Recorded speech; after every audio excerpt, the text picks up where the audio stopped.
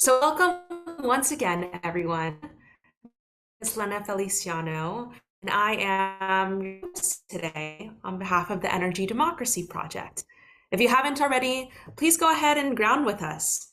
Drop in the chat your name, location, any organization you're representing today, and a location. On tech, we have Michaela Gonzalez joining me from the Initiative for Energy Justice. If you are having any troubles, please look for the names like mine that are labeled tech in all caps in your chat dropdown. Our panel today will be moderated by Lavanya Jones of PSE Equity in Atlanta, Georgia. She's joined by three incredible panelists across diaspora, space, and place. We have Maurice Carney of Friends of the Congo calling in from the Congo.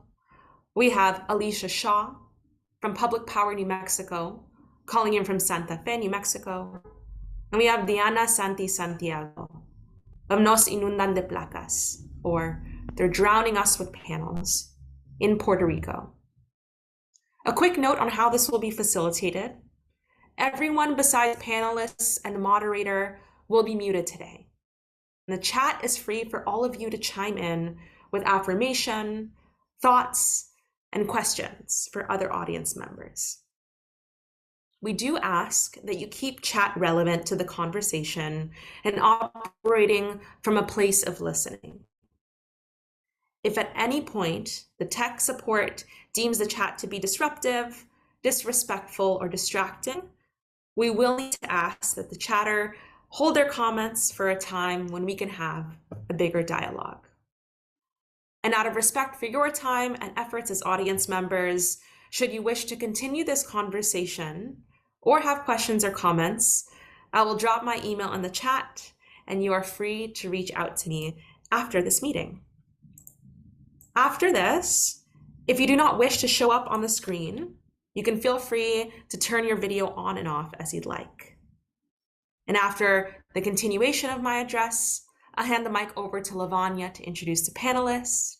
And at the end of our time together, there will be a question and answer session where we'll be taking a mix from the questions you submitted upon registration and also those that you bring into the chat.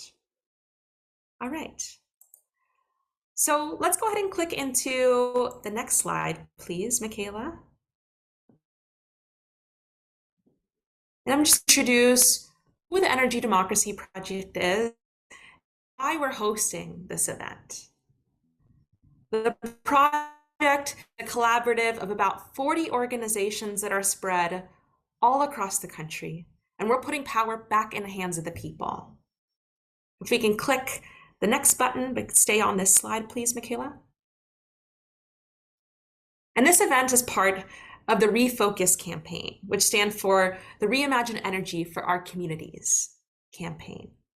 This campaign is about stories about you and me and all of our neighbors, and how real everyday people across the country are reimagining the ways that we organize our lives and livelihoods to support the health and well-being of our communities. Next slide, please. We've got many folks that are spread across many miles on this call. And today we're honing in on these links as they relate to energy and the land. We usually kick off conversations in the campaign around a conversation of our homes. And your home might be city, countryside, or coast. Here we have pictured homes in Bukavu, in Congo, a home in Santa Fe, New Mexico, and a home in Puerto Rico. And all these homes use power that keeps a home warm in the winter, cool in the summertime, and safe in a changing climate. We all deserve this power, and it's essential to life. But for far too long, there are entities who have thought otherwise. Next slide, please. As part of the REFOCUS campaign, we're pulling back the veils of the ways in which centralized power, specifically control over decision-making of energy, is held in the hands of a few, while the rest of us all across the globe are left to suffer. Centralized power here in the so-called US, power companies and authorities have written the rules on the cost, reliability, and safety of our electricity. Next slide, please. And for far too long, these same centralized power authorities have pushed and pushed to make us believe in a simplified approach to climate change. The switch from fossil fuels to so-called clean energy. But we know that a mere switch to renewable energy technologies won't achieve justice. Next slide, please. Because energy alone, in any form, is a recipe for extraction and control. In Puerto Rico, we see huge utility-scale solar installed on beloved agricultural lands. These installations not only block local food production, but also harm the land's ability to mitigate flooding in the face of climate change. In New Mexico, residents have witnessed the extraction of oil and natural gas since hydrocarbons were first discovered in the state during the early 1920s. And these same entities are now racing to diversify their profits and invest in utility-scale solar that still leaves real everyday people behind. Meanwhile, the Congo is home to 63% of the global cobalt supply, a central mineral in batteries, from EVs to iPhones. Exploitative and unregulated mining has displaced residents and drastically changed the landscape of the Congo. And this same cycle of extraction and control is replicated time and time again. It's in our backyards. It's in Palestine, where oil drilling has direct links with the ongoing genocide. And it's in communities across the globe. Next slide, please. But the good news is that it doesn't have to be this way. Energy can also be a tool for liberation. And our solidarity in recognizing the mirrors across all of our communities and the opportunities for new systems is what makes us stronger. Today's discussion will be dynamic. It's going to be challenging, and it's going to offer you all some fodder to think through what a reimagined energy for our communities looks like. A future without extraction, without exploitation, and with liberation for people across race, class, and welcome everyone. I'm so excited that you're here. I'm going to pass it over to Lavanya to kick off our panel. Thank you, Selena, for that wonderful grounding. Thank you all so much for being here. And I am extremely thankful to the Energy Democracy Project just for being a part of this community and inviting me to moderate this wonderful panel. As Selena stated, I am Lavanya Jones, the Just Energy Director for Partnership for Southern Equity. And just to give you all a quick introduction to who we are before we get into the introduction of our illustrious panel here. We work at Partnership for Southern Equity to advance policies and institutional actions that promote racial equity and shared prosperity for all in the growth of metropolitan Atlanta, also Muscogee Creek's land, and the American South. We work across 12 states in the American South. Specifically, the Just Energy portfolio, we contribute to this mission by working to advance the fair distribution of the benefits and burdens from energy production and consumption in a way that builds power in Black and Brown communities and Indigenous communities around their decision-making processes in the energy ecosystem.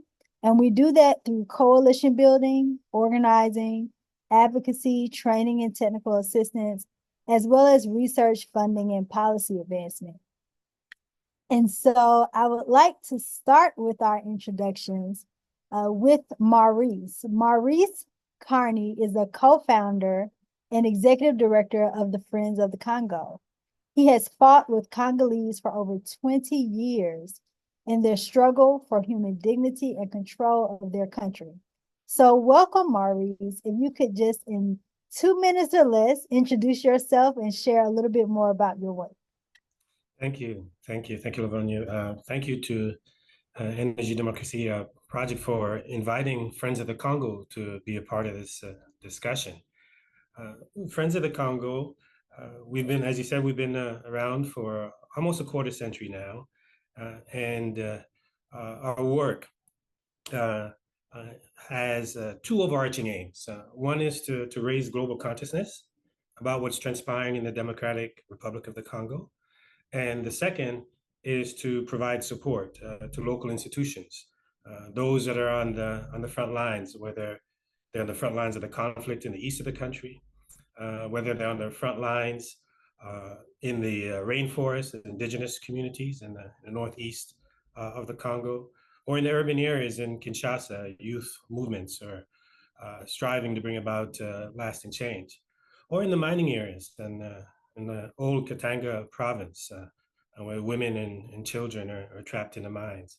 And so our aim as an organization is to raise global consciousness, provide support to local institutions, and a central part of doing that is to mobilize people throughout the globe to come to the side of the Congolese, especially considering that Congo is so central to two dominant phenomena of our time: combating the climate crisis on one hand and facilitating green energy transition. And we'll get more into that as the discussion advances. So I'm very grateful to be a part of this exchange, this dialogue with those of you who have joined us today. Thank you, Maurice. Such an honor to have you here. Really great work. So thank you for being here all the way from the Congo. Next, we have Deanna. Deanna is the spokesperson of They're Drowning Us with Solar Panels in Salinas, Puerto Rico. In the last year, 7 organizations have come together to demand the governor of Puerto Rico halt the ongoing construction of utility-scale solar installations in the beloved agricultural and ecological sensitive lands of Puerto Rico. They come together to affirm the right of Puerto Ricans to safe and reliable energy without fear of corporate control of their lands. So welcome, Deanna. Please introduce yourself and tell us a little bit more about your work.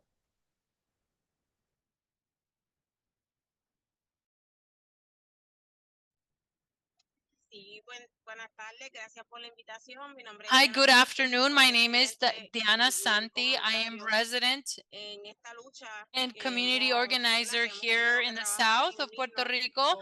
And here we've had to organize ourselves and come together as a community.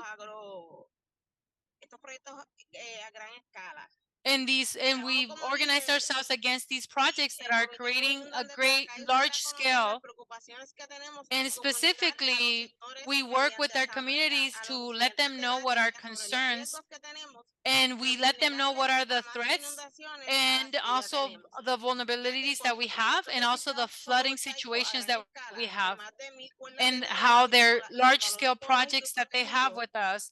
And the corridor, the ecological corridor that we have is impacting us with more flooding, and that they should not use these lands for these type of projects. And we have let them know, and we have also been part of coalition work with other organizations, that we are part of many other projects here in Puerto Rico and also at a global level, and how we work together with other organizations. Thank you so much, Deanna. I absolutely love the work and advocacy that is happening in Puerto Rico. Thank you so much for being here. Next, we have Alicia. Alicia Shaw is the campaign director of Public Power New Mexico. She has been a community organizer for most of her life, contributing to and leading grassroots issues, advocacy campaigns, and political campaigns in a variety of roles. She is deeply committed to organizing to affect the policy changes we need to catalyze a renewable energy future that will improve our communities and save our planet. So welcome, Alicia. Please introduce yourself and tell us a little bit more about your work in New Mexico. Thank you so much. I am so happy to be here and so very excited for this conversation. I am based in Santa Fe, New Mexico, which is unceded Tewa land called Okopoge, and I work with a statewide grassroots coalition called Public Power New Mexico. We're working to support community-owned renewable power through policies, by supporting and developing projects, and developing tools to help our communities pursue community-owned power and their own energy futures. We'll get into greater depth, I think, on this point later, but we live in New Mexico is a major extractive state. We have half of the busiest oil field in the country. And because of these conditions and because of the power of the extractive industries, we frequently have to adapt. We have to adapt our strategies and our plans to meet the dynamic conditions on the ground, and really figure out how we can achieve our goals within this complicated context. And so one of the things that we're working towards is really building intersectional support and movement building to support public power policies and really get the people power that we need to disrupt the supremacy of the oil and gas industry and the utility industry here. So I am so looking forward to this discussion. Thank you. Thank you, Alicia. So as you all can see, this is going to be a very vibrant discussion with the great work these organizers are doing. So I'd like to start with Deanna. Can you tell us a bit about the current energy system, what it looks like in Puerto Rico? And secondly, can you share how hurricanes and other climate disasters have helped shape that current landscape in Puerto Rico?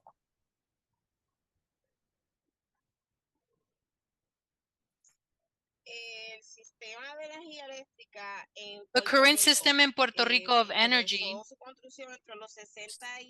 started its constructions in the 60s and 70s, giving space and time to fossil fuel to operate. And then they started adding hydroelectric and gas and carbon.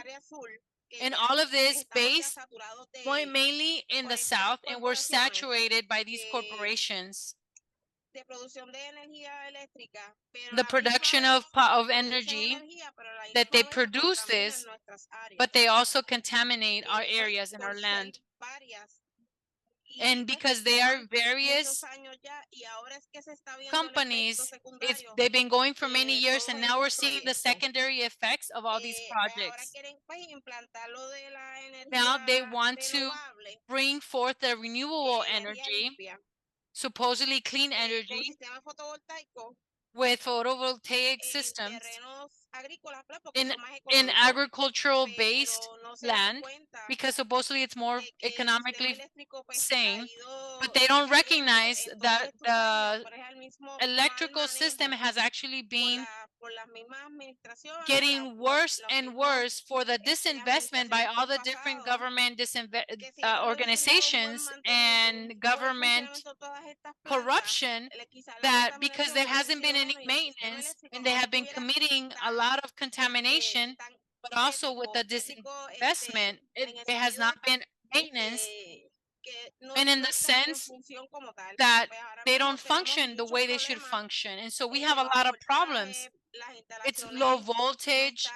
Many people get low voltage on the current electrical system for the amount of people living in the island. And now people have some solar power of their own with their own batteries, and that would be a good option.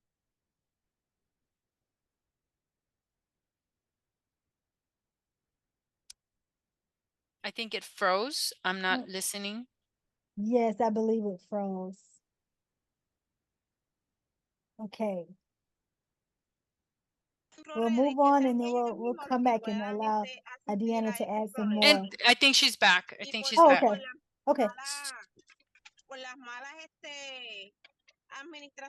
So with all the bad administration that has not done the maintenance and the proper maintenance that the system needs, and then with all the Hurricane Maria, and Fiona hurricane, well, the system then actually failed even more, because this is the responsibility and accountability. We have to hold accountable the government, because now we're suffering the consequences as the people. There's a lot of people who are sick in hospitals who do not have the means to have their own generators or put their own solar panels, because they don't have a good income to provide for their own income, for their own power, solar power, so that they can have a better quality of life with the electricity. Thank you. So basically we can see is all the bad corruption that they have done, and all the lack of maintenance, and basically we see the high increases, the rates, and all these systems that they have been evolving into a worse state. But even then, with all these pieces of land that they've occupied, with all these solar panels, we have not seen a difference in the last years that they've been operating some. Like, for example, the AES system, we haven't seen improvement in all of this, of what they've done, even with all the solar power panels that they've placed. Thank you, Deanna. I think it's a little, I'm getting used to the interpreting function on Zoom, so I think it's a little delay on my end. But thank you for giving us that just honest depiction of the landscape there in Puerto Rico. Building upon that, I would like to go over to Maurice. As we just heard, we're seeing huge solar developments in Puerto Rico and seeing the impact that it's having on communities there and across the country. How is this connected to what's happening in the Congo? Yes, the interesting thing, thank you for the question, Lavanya. The interesting thing about the Congo is that so many of us are connected to it without really knowing the resources that power, really, whether it's solar panels, batteries in your laptops or your electric vehicles, you name it. Congo plays a central role, and it plays a central role in this way. Congo produces a mineral called cobalt, and cobalt is a key ingredient in rechargeable batteries. In fact, almost every rechargeable battery that's produced has cobalt in it. And Congo produces 70% of the world's cobalt. That is to say that if you were to add up all the countries in the world that produce cobalt, they wouldn't be equal to what the Congo produces. Now, in extracting the cobalt from the Congo, there are two dominant ways that's done, right? One is industrialized extraction, that is mechanized. You have major corporations that dig for the cobalt and leave the environment in a devastated fashion. Think of it like strip mining, for example, you may find in the U.S. So that industrialized mining that ultimately destroys the environment.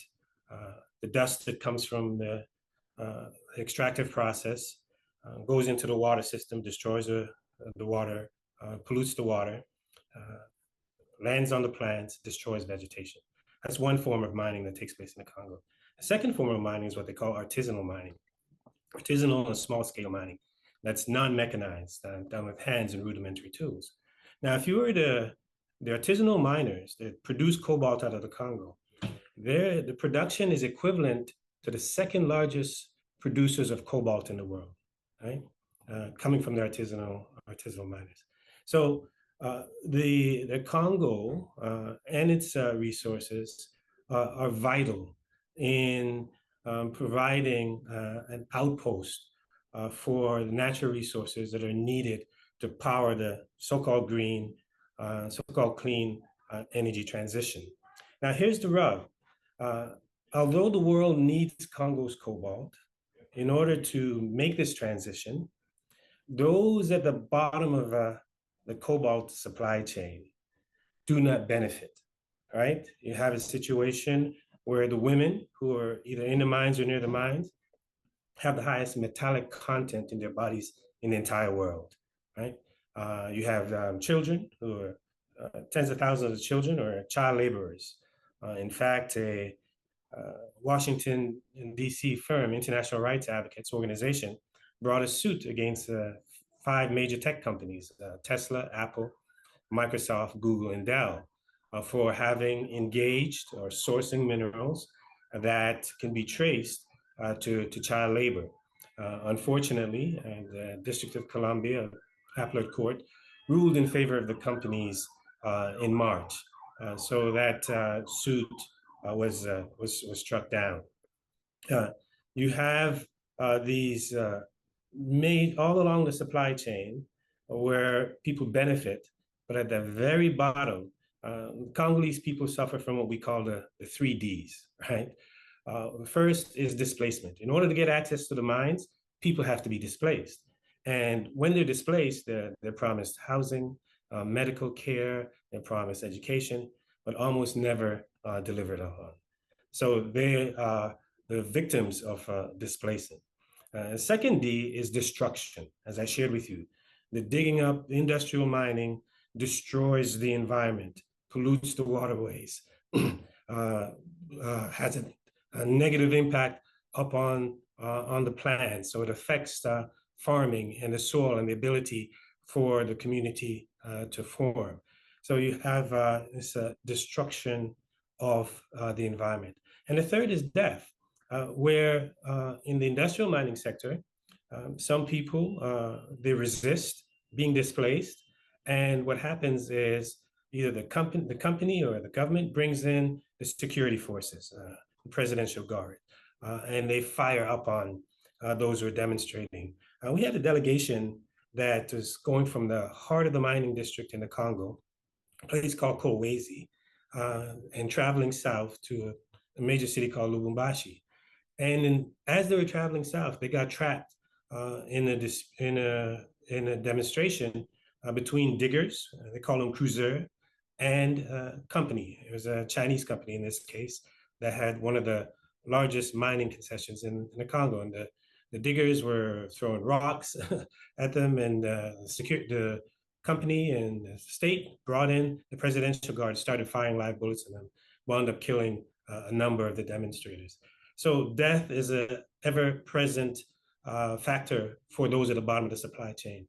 And those who are in the artisanal mining sector, they often work in unsafe conditions. And there are a lot of cave-ins.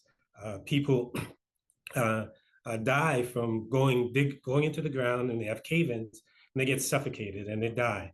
So you have a situation where the rest of the world is benefiting from the resources, but those at the bottom continue to suffer. And that's the dynamic and the construct in which the Congolese find themselves. And this is a systemic problem. It's part of a capitalist system. If you look at the Congo was designed by Europeans to serve as an outpost for extraction of natural resources. And since that design, the blueprint has not fundamentally changed. So in the late 1800s, it was rubber. At a certain point, industrial diamonds, copper, you name it. And today, it just happens to be cobalt that is being extracted to the benefit of the rest of the world, but to the detriment of the Congolese people. Thank you so much, Maurice, for painting that sober picture for us and making that connection for us. With that being said, I would like to go next to Alicia. So with what we've heard from Deanna, from Maurice, and really painting this picture of extraction for us, what does extraction look like in New Mexico, which is thousands of miles away from Puerto Rico and the Congo? And what common villains have you seen when we talk about extraction of these resources? Thank you. Well, there are a lot of similarities, I think. New Mexico has a long, long, brutal history of being a sacrifice zone for extractive industry, with everything from coal and uranium to oil and gas, and also the military industrial complex. There's also undeveloped lithium here as well. So we might be seeing some similar things in the future. And then, of course, we have this long, brutal history of colonialism too. And these legacies are deeply intertwined. And there are far too many stories, harrowing stories of the health and environmental impacts of all of this extraction. Certainly too many for me to tell in a short answer here, but this destruction and harm is ongoing. There's been research in the oil and gas industry about the workers and their conditions, deaths, injuries, illnesses. These things have been a part of the legacy of these industries for as long as they have existed, I think, as well as, pollution and all of this devastating impact. So just for some context and the oil and gas part of it, we have half of the Permian Basin, the most productive oil field in the country, and one of the busiest ones in the world. And I just recently read an article that had some pretty illustrative statistics that I would like to share. So in 2023, New Mexico was producing about 1.8 million barrels per day. That's 657 million barrels that year. And that's about 10 times as much as we did in 2010. So we have just been maximizing this production. This quantity places New Mexico just about even with the oil-rich countries of Mexico, Kazakhstan, Norway, and slightly above Nigeria and Qatar. If New Mexico were a nation, it would rank about 14th in the world for oil production, well above the OPEC countries of Libya, Algeria, and Venezuela. And then our gross domestic product in 2023 totaled about $130 billion. About a fifth of that, 26.1 billion, was generated by the oil and gas industry. And according to the New Mexico Tax Research Institute, local and state government spending in 2023, including federal transfers, added up to about 26.2 billion, out of which slightly more than half, 13.9 billion, came from direct and indirect taxes collected from the oil and gas industry. So when you have numbers like that, you can imagine the power that this industry has in our state. So we in New Mexico, we have all Democratic leadership at the state elected offices, our congressional delegations, significant majorities in the legislature. And many of these people call themselves progressive. And, at the legislature, we're able to get great social policies, usually, not always, but usually. But if you were trying to do any kind of climate policy, any kind of utility reform, any kind of energy democracy policy, it's practically impossible in this context, which is why we have to adapt. And the utility companies have a massive influence too. And a lot of it comes down to the exorbitant political contributions they make to a majority of legislators and elected officials and both parties across the board.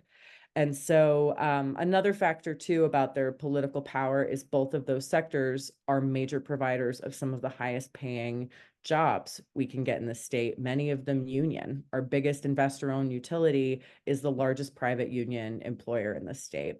So as a coalition, we try to adapt our strategies to meet these challenges and the dynamic nature of what's happening on the ground.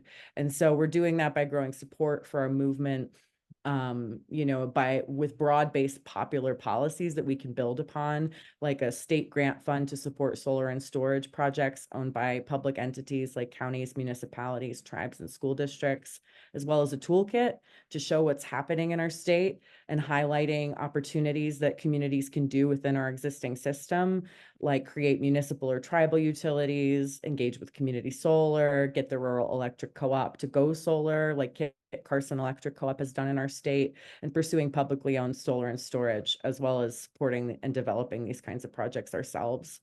And so, that's where we are, and it's complicated, but I think that the key here in responding to these dynamics is really creativity, thinking out of the box, and really forging new alliances. That's the other thing. I'm really interested in building alliances between different movements, especially the labor movement, and environmental groups, because at times they're at odds, especially around these issues, because of the nature of these are high-paying jobs. So these are the things we're looking at and working with out here. Thank you, Alicia, for painting that picture for us and sharing that landscape of how it's playing out real time here in the United States. I want to circle back to Maurice based on what you just heard on what's happening in New Mexico with that connection with the mining of cobalt for this renewable energy and solar. Which actors are involved from your perspective and responsible for the extraction of land and people, and whose actions are communities resisting from the Congo standpoint? Sure. Before thanks for the question, respond to the question, something that Alicia said stuck with me in terms of the disconnect between labor and climate. Interestingly enough, we've seen labor and climate come together in this new space in terms of the transition from the combustion engine to the electric vehicle. In the wake of the passage of the Inflation Reduction Act, we saw the United Auto Workers and 350.org and the Sierra Club unify in the end of 2023, led a campaign that sought to protect the worker in this transition, right? Protect the worker out of Detroit, the auto workers. And what struck us around that is to see how they came together in an effort to protect the workers at the top of the supply chain, right? However, there wasn't anything said about the workers at the bottom of the supply chain, without whom there wouldn't be a top. There is no EV transition without the extractive process, the cobalt from the Congo, the nickel from Indonesia, the lithium from Bolivia, Chile, you name it, right? So what would be instructive, even Alicia was saying that, if she didn't see them come together, even when they do come together, there's still a gap. So what would be instructive is for when labor and climate do come together, that they take into consideration the whole supply chain, right? Because though the worker may be protected at the top, as we see the workers at the bottom, as I've shared with you, are catching hell. So there are legions of companies that have been engaged in the Congo and the extraction of the resources.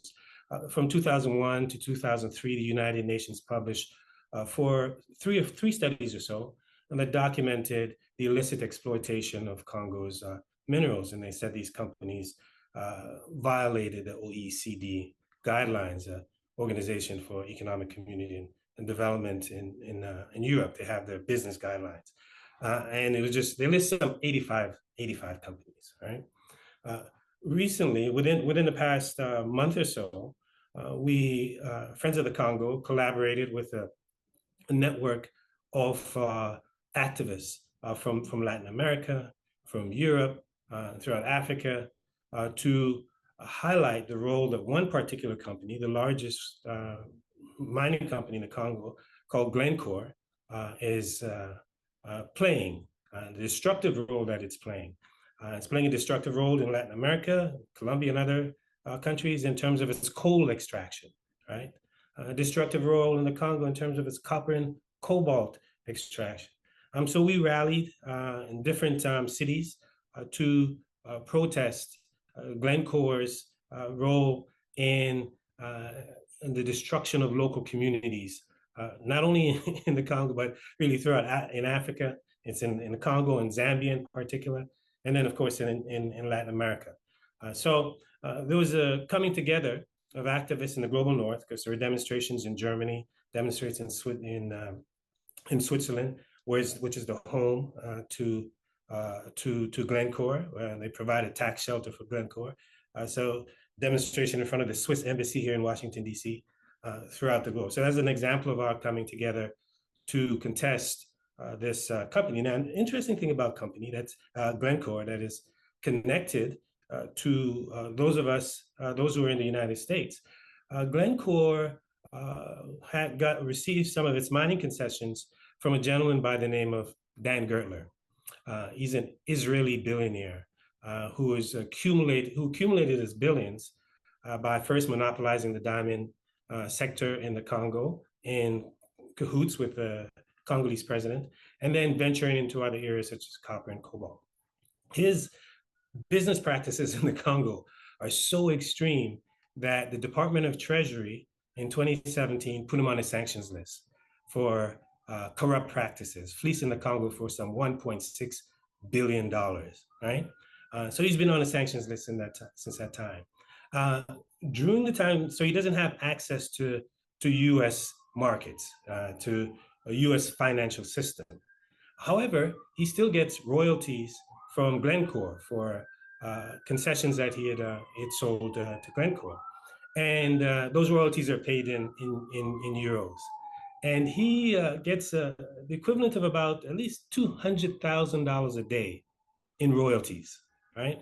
In a country where the World Bank says 70% or more of the 110 million people live on less than $2.15 a day. So on the one hand, Dan Gertler, $200,000 a day royalties, 70 million Congolese, less than $2.15 a day. And recently, the Financial Times, the New York Times, Wall Street Journal, Bloomberg News said that the Biden administration is considering lifting sanctions on Dan Gertler. Why? Well, the Biden administration is in competition with China to get access to critical minerals, transitional minerals. So in essence, they're willing to sacrifice the Congolese in order to get access to those critical minerals that can power the green energy transition that the Biden administration has laid out in laws like the Inflation Reduction Act, other laws like the Infrastructure Act or the CHIPS Act, right? So you see the extent to which the advances, the policies, the laws here in the West is connected or dependent upon the subordination of the interests and the destruction of the lives and the environments of those of us who are in the global South, and in this case, the Congo. Wow, Maurice, thank you. Thank you for laying that out for us. I would like to go next to Deanna. With all that you have heard so far, could you lay out for us who's involved in the energy decision-making in Puerto Rico? And what impacts do these decisions have on real, everyday Boricuas?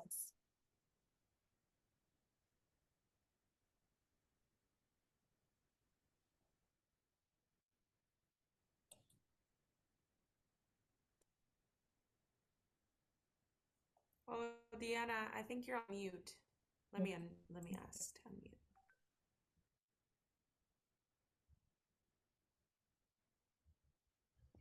Ahora. Perfect. Okay. Por lo menos, ¿quiénes están involucrados? So who is involved? Gente. Well, a lot of Aquí people. tenemos Here we el que have toma decisiones energéticas en Puerto Rico, those who es un take monopolio, decisions on donde the el pueblo power paga and the consecuencias de los electrical. grandes It's a intereses monopoly where en the los people pay the megaproyectos consequences of the que ones who hacen have these great de interests, placas solares. especially Las caras those de la energía companies who do actualmente, power solar panels. The faces tenemos en of Estados these, for Unidos example, we a have Jennifer Granholm, Pedro El Pierluisi in the Puerto U.S. Rico, we Kamala have Jennifer Harris, Granholm, Nicolás and Crowley, que es uno de los we have inversionistas we en have proyectos the de governor here in Puerto fotovoltaicos. Rico. We also have one of the La great Junta leaders of Energética en photovoltaic. Puerto Rico, que es la que permite, ¿verdad?, que todos estos proyectos y todos estos beneficios And we have all these different people who lleguen allow for these a benefits. dándole más And we have this company that has AES, that's what it's called, who allow for us to be able to be contributing and gives incentives to Luma. And that also they're at very slow pace. But we have the carbon fossil fuel company, AES, that allows for this contamination. And so thanks to all the legislature that happens, and all these corrupt politicians, they allow all this structure, all this infrastructure that we have, and that we also have of like fossil fuel made system. Y entiendo que no debemos seguir And permitiendo I believe that we should not keep on allowing this, a estos proyectos that que no they should aportan al give país. giving them permission, that they don't Los impactos que nos afectan actually son give todos anything fallos to their genéricos country. que están impactando. So they give us a lot of impacts. And I think Diana froze again.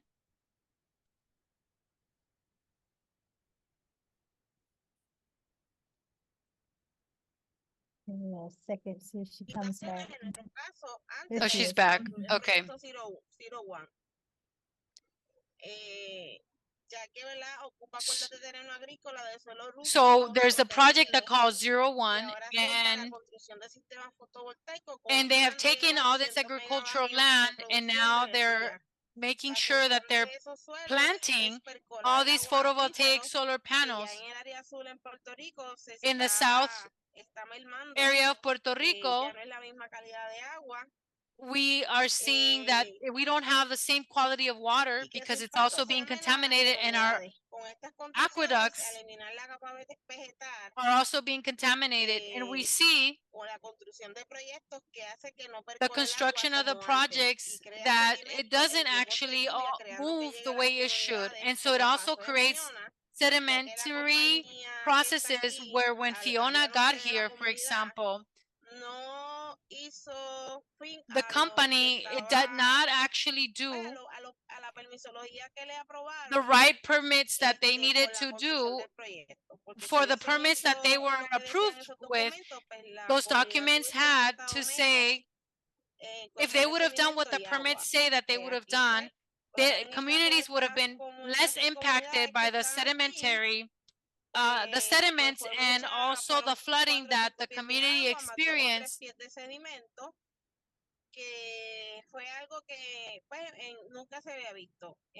And the level that we saw this in Fiona, we have seen the levels of flooding and impact of sediments that we had not seen ever in the past years until they started to put this type of construction.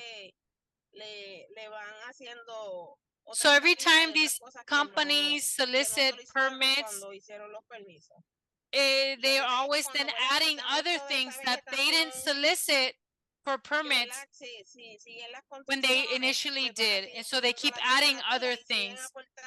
And what we see also is that because of the way they're placed, the temperature keeps rising, even though we already have our different heat waves. Given where they're at, they keep heating up the earth, and that keeps increasing even more. And we actually see that more in our communities, how they're more hot. In long term, we see that they don't give us anything positive to our country, nor to the quality of life for humans here.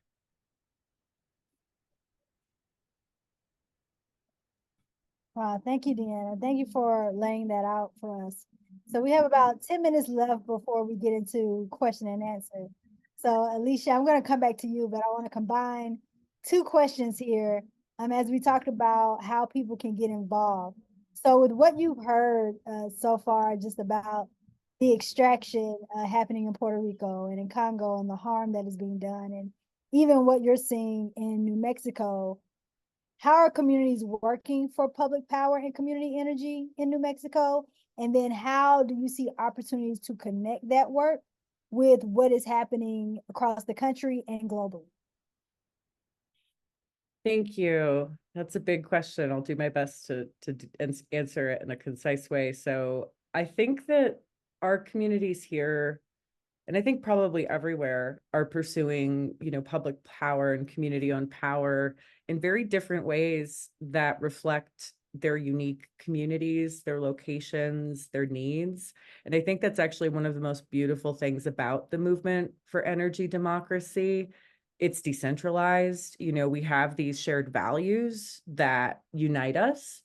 And the ways in which they manifest in our communities are deeply local and contextual and driven by our dreams and the context. So, one of the ways, just to get to the sharing part, we're working on this toolkit, and the intention of a toolkit for us is really to show people in our state that we can actually do this. It's happening on the ground, and like highlight these stories, use video, use multimedia, but then also provide really well-researched tools that will help communities establish, municipal utilities, tribal utilities, a community solar project, a solar and storage project that powers a public building, or, doing what one of the co-ops in our state did to, get the co-op to become more like 100% renewable, at least in the daytime. And so, some of these stories specifically, I'll just mention briefly. One of the stories we've documented is Piqueries Pueblo, which is the smallest tribe in New Mexico. It's located about an hour north of Santa Fe, very deep in the Sangre de Cristo Mountains on the high road to Taos. And they started working on their energy sovereignty to basically just lower the bills for their members and support their goals and values around sustainability and stewardship for future generations. And I think there's a lot from hearing them talk about it. It seems like their approach to solar is very deeply integrated with their culture and their spirituality and their relation to the land. And so they started out knowing almost nothing about solar. They educated themselves. They built a megawatt. And then when they realized they needed storage to be more resilient, they're almost done with a second megawatt plus storage, which will basically make their community more resilient. It'll be islandable if there's a power outage in the larger grid, and it will cover the power for their whole community, and their members won't have to pay utility bills anymore. And so they also help many tribes develop projects and share their knowledge with tribes that want to pursue their own energy sovereignty goals. And they welcome anyone who wants to see what they're doing to come and visit them and learn from them. And so they're working with a co-op called Kit Carson Electric Cooperative, which is based in Taos. We have more than a dozen rural electric co-ops in our state, and they have a big service area. And so they listen to their member owners who wanted way more renewable transmission and generation than their contract with Tri-State would allow. And they were the first co-op in the country to get out of their contract with Tri-State, their generation and transmission contract, very amicably. And then 2 years later, in July of 2022, they achieved 100% daytime solar through pretty rapid development. And so now they're working towards 100% around the clock solar and renewable power. They're exploring things like virtual power plants, and they're also supporting the energy sovereignty goals of the tribes within their service territory, including Piqueries Pueblo and also Taos Pueblo, which is very unusual for any utility. And I'll just quickly mention one more. There's lots of examples. One of our state's municipal utilities is investing more in solar and storage to stabilize the costs for the residents and the resiliency of the grid. And this particular community is in the shadow of the dwindling coal industry, mines, big, old power plants, one that's been decommissioned, as well as the oil and gas industry, in an area known as the Checkerboard near the Four Corners area that has some tribal land in the Navajo Nation and different kinds of land. And so, politically, it's a real mix. It's actually kind of conservative out there, but it's really interesting to me that this community is so enthusiastic about their municipal utility and doing solar. And that really demonstrates to me that this transcends political values and is really about our community values and actually like what makes sense for communities. So we did a poll that I'm gonna drop in the chat that demonstrates that there is broad support for solar and community-owned solar. And there are many other ways that this is manifesting. There's some big tribal community solar projects, like 30 megawatt projects that are going to come online soon. I'd say most of these projects tend to be small and decentralized, but again, it's very much based in community and values and culture and desires and needs in place, I think. And I think one last quick thing, sharing that, one of the things with the toolkit, while this is for New Mexico, we do want to connect it to the broader movement, because even though we have people in New Mexico doing this kind of work, I don't think we're using the language of the Energy Democracy Union movement. Like, a lot of people are doing the work, but they're not calling it that. They're calling it other things. And so actually, like, building these bridges between this work and national movements, I think will help us grow connections and power and strategy for transforming our energy system. Awesome. Thank you. So thank you, Alicia, for sharing what's happening on the ground in New Mexico with us. So we're actually going to go ahead and transition to our Q&A with the audience, because we have a great segue question in the chat. So we're going to go ahead to that.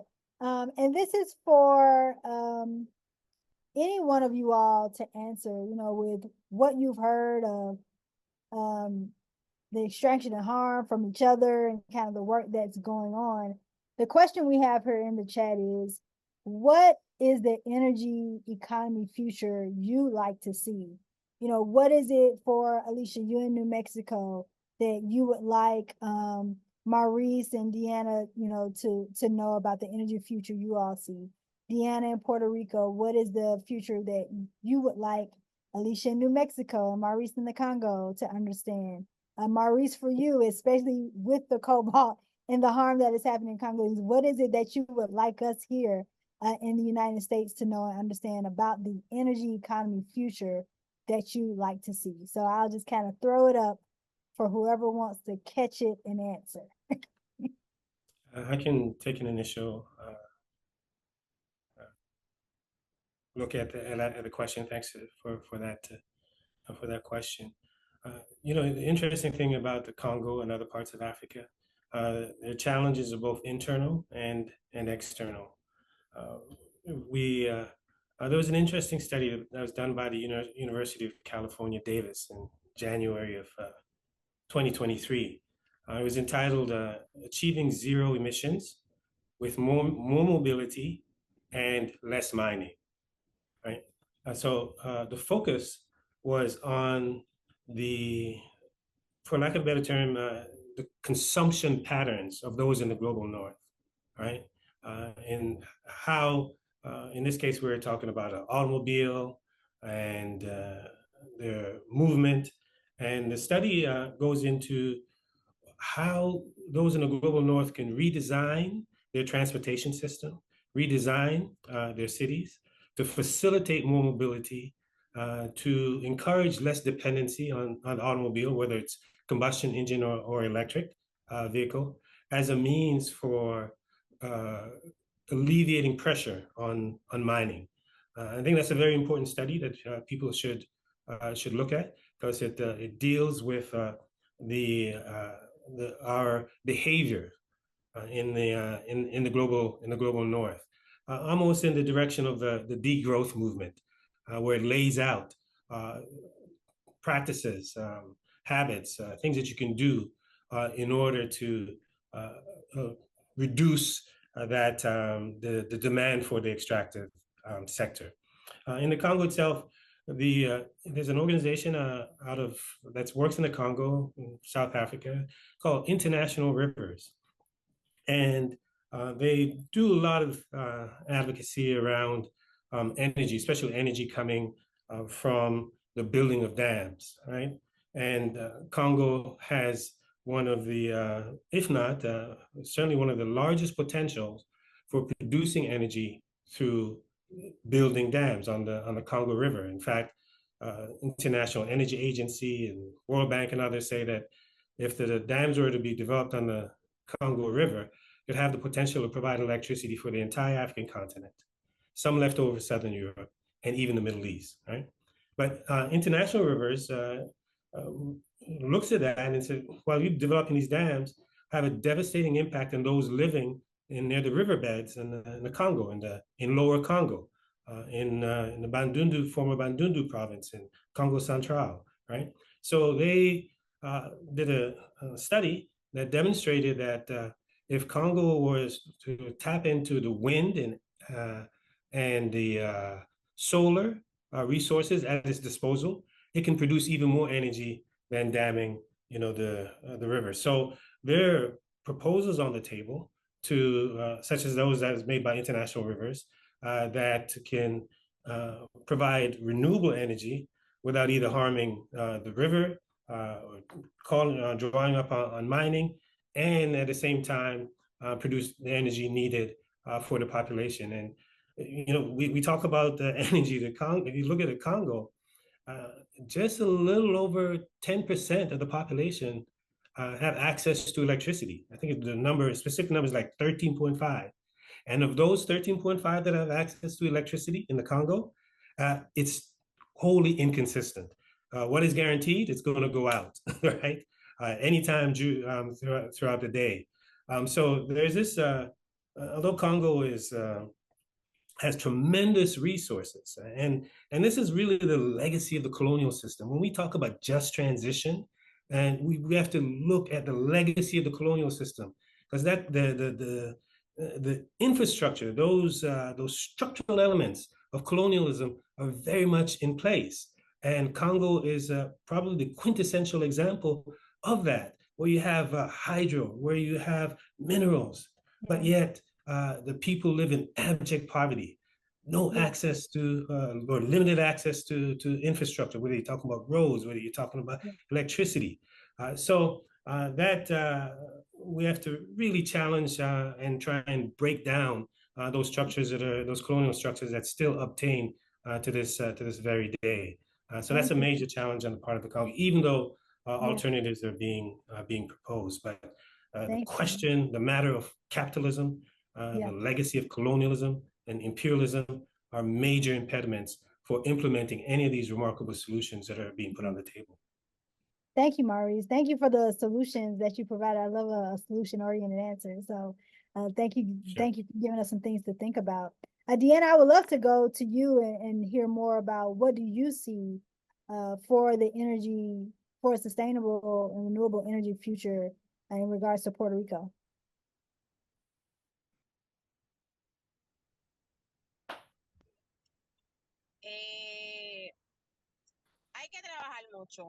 We have to work a lot. We have to work a lot with the society, allowing folks to be able to imagine that we can actually have change through us as people, as the communities.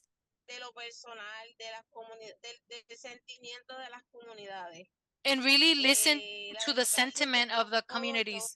The democracy is of all of us, and that we have the right to be able to have our own lives and our own systems that work for us. We have a lot of alternatives that we can work in combination with the agencies, with the governments, with private corporations, but we have to have people that actually are able to have a good view of what we want. For example, in the infrastructure, the electrical aspect, that it be clean, that we do not be depending on fossil fuel, on the carbon, on the coal, but that if we actually organize ourselves and come and make cooperatives and we join ourselves as people, we can actually achieve many things. Something that we have to work a lot with is long term. Many people burn out, especially with the campaigns and the struggle of the solar power campaign that we have. But we have to have the hope that if we come together as peoples, as communities, we can really build a lot. Because even then, when there's a lot of support for these projects that we have in mind, there isn't that many people that then can work them.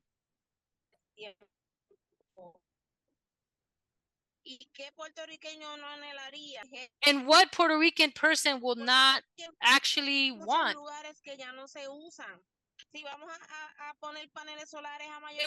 If we're gonna do large scale solar power, let's use the actual roofs of abandoned buildings, of all the buildings, of all our homes and roofs that we have.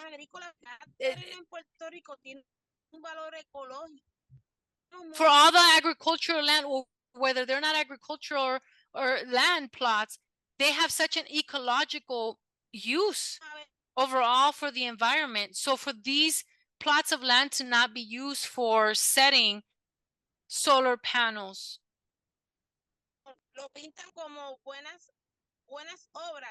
they paint these ideas of using the agricultural land or the overall plots as very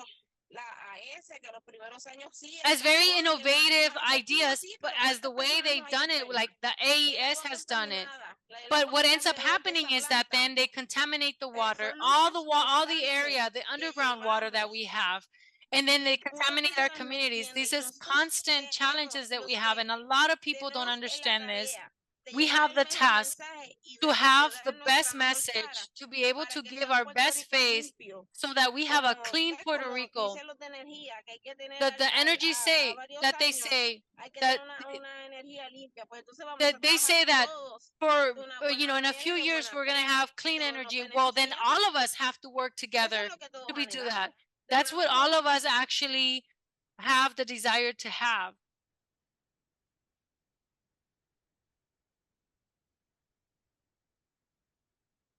Thank you. Thank you, Deanna. Make sure Yeah, she... Deanna froze again. Okay. Thank you, Deanna. Thank you so much for laying that out for us. Alicia, I like to go to you. What is based on what you've heard from Maurice and Deanna, what is the future that you see?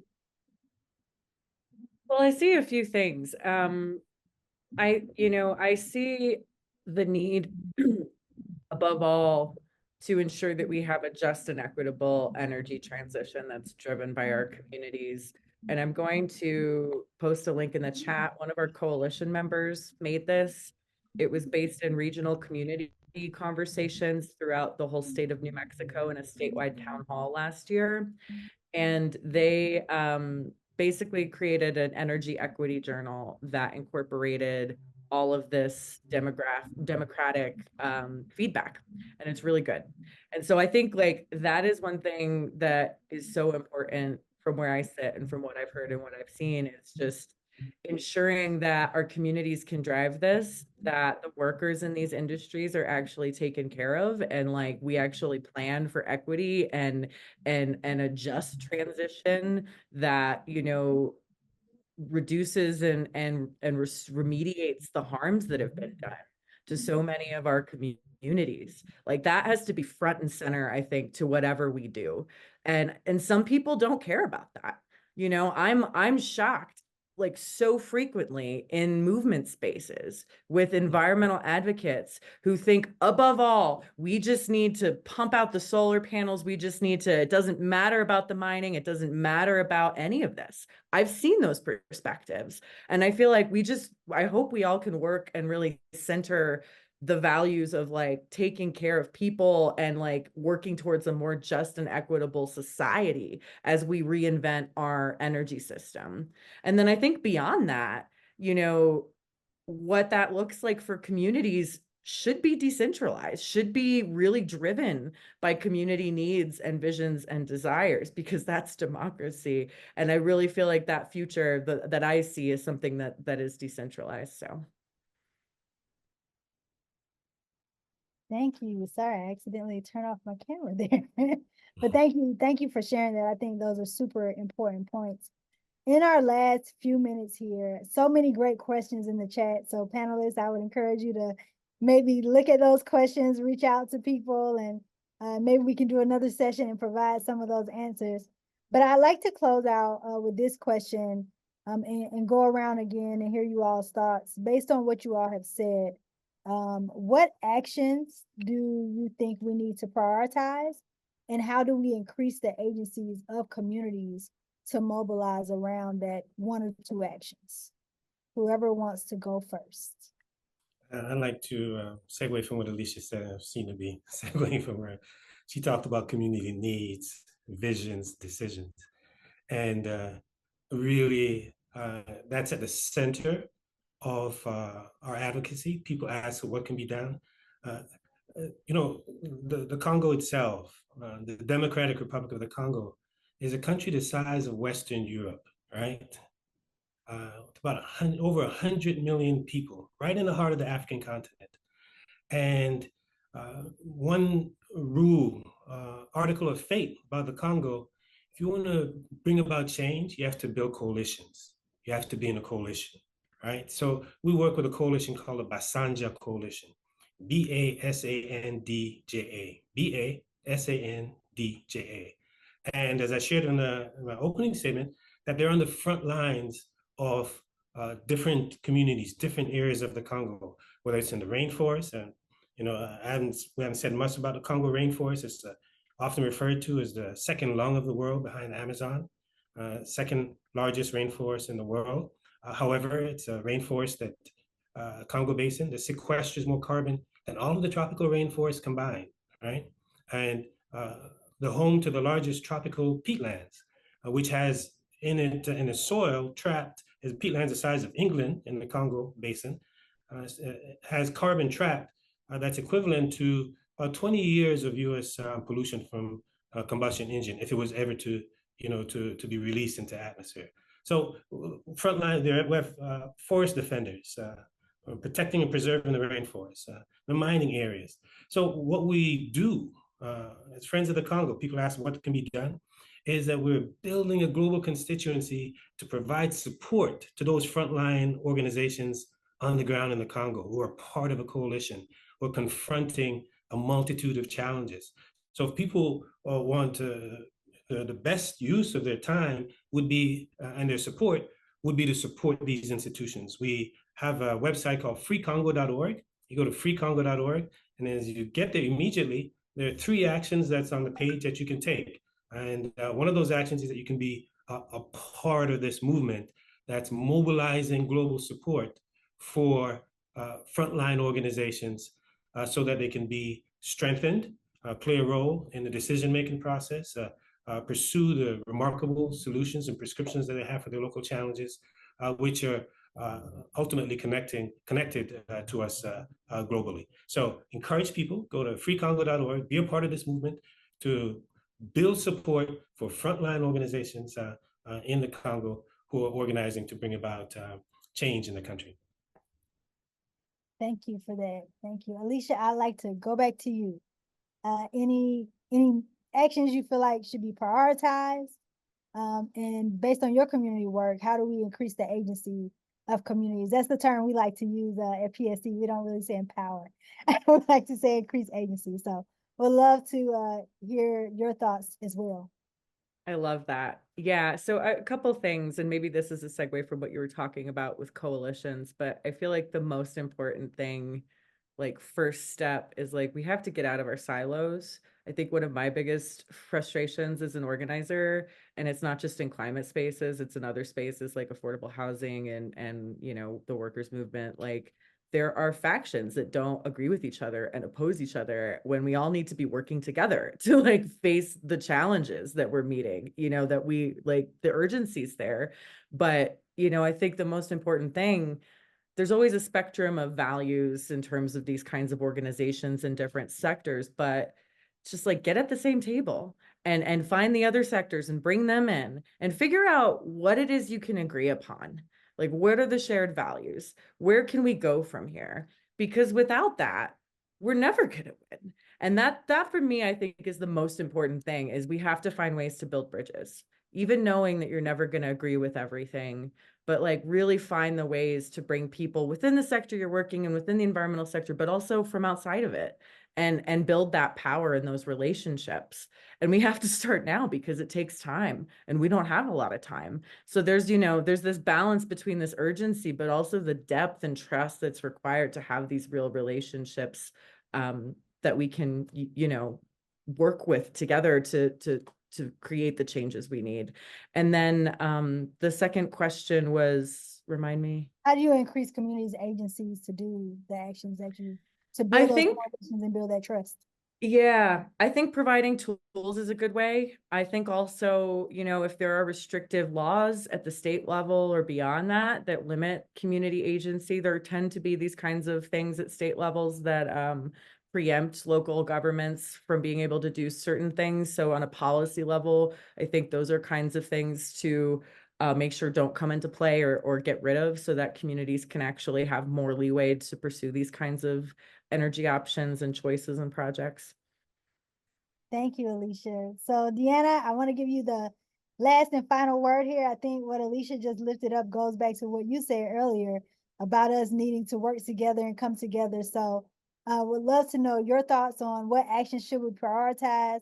How do we mobilize, increase the agency of communities? And then I'll turn it over to Selena to close us out.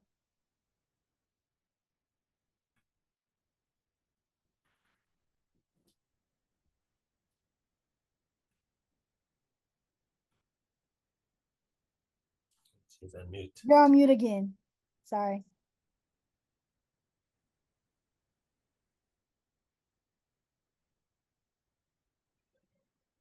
Ahora sí.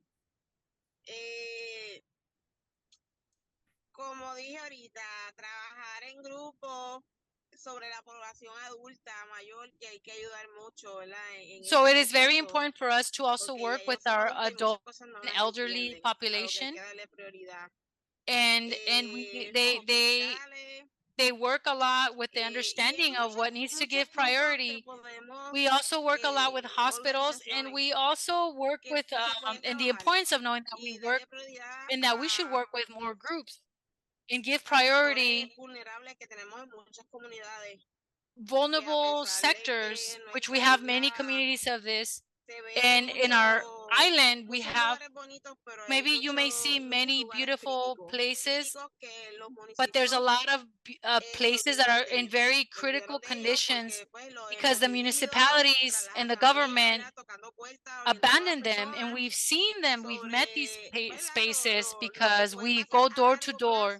And what happens in the long term because of all the nearby constructions, and we have seen a lot of need, and those are the places that we must go and impact and orient to support, and that we work together so that we support each other to create working teams,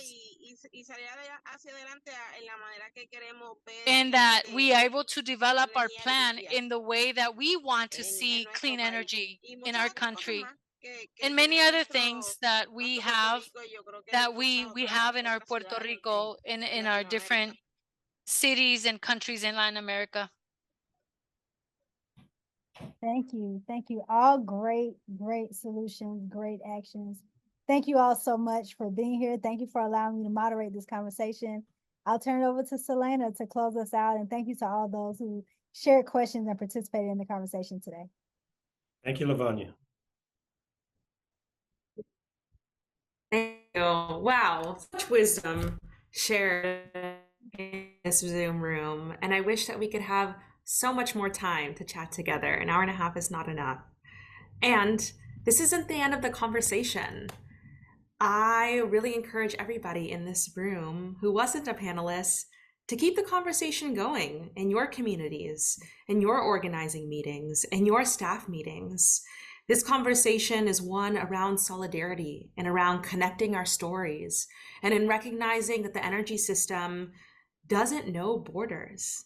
And if we're going to transition to a just system, we have to think beyond the fallacy of borders. And as we heard today, we see how energy extraction from the Congo to New Mexico then leads down to the supply chain of further extraction to places like Puerto Rico. And we can hear these stories all day long, replicated across zip codes across our country.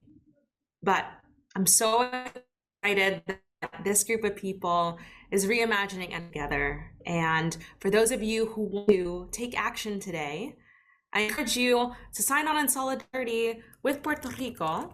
It's a major action demand that we have as part of the REFOCUS campaign, and I just dropped the link in the chat. And hopefully this can be a tool for you in sharing that story of solidarity with all the other meetings and conversations that you're having, so you can grow a conversation to many more bounds all around the world. Thank you again for joining. If you have any questions, please feel free to reach out to me. I'll also drop my email once again in the chat, but otherwise you'll be seeing the recording coming from me, as well as some additional resources on how you can stand in solidarity with the powerful organizing work of all the activists that you heard speak today. Thanks everyone, and be well. If the panelists can speak, on, would just like to thank you before we say goodbye. But thanks to everybody else. Thank you, Selena. Thank you.